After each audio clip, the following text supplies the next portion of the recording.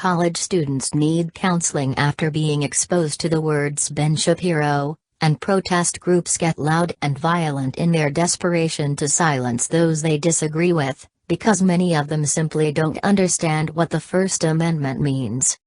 What happens when words are viewed as violence? Washington Post columnist Catherine Rampell perfectly summarized the danger of equating words with violence. If speech is violence, then violence becomes a justifiable response to speech.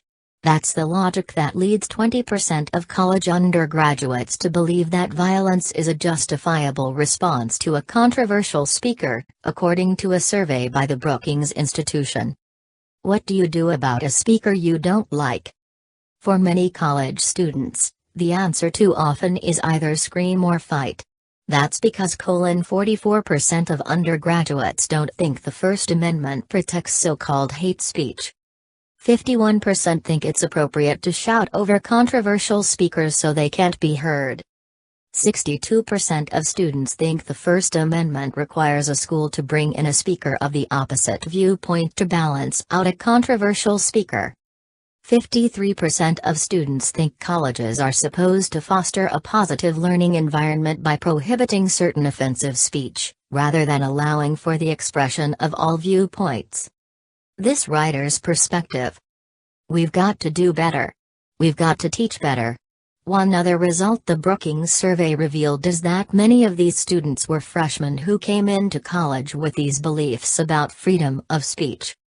That reflects a failure by elementary and secondary school systems and parents alike, and it has produced a generation of students who aren't equipped to cope with the reality that many people believe and say things that they will find unacceptable or disgusting.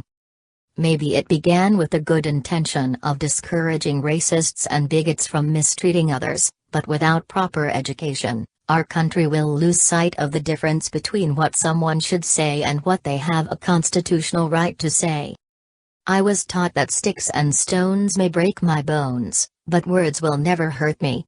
Increasingly, incidents on college campuses show that children are being taught to pick up sticks and stones when someone's words hurt their feelings. That has to change. About the survey. This web survey of 1,500 undergraduate students at U.S. four-year colleges and universities was conducted between August 17 and August 31, 2017. Of the 1,500 respondents, 697 identified as Democrats, 261 as Republicans, and 431 as independents. Another 111 respondents stated don't know when asked to state their political affiliation. Of the 1,500 respondents, 1,116 are students at public institutions, and 384 are students at private institutions.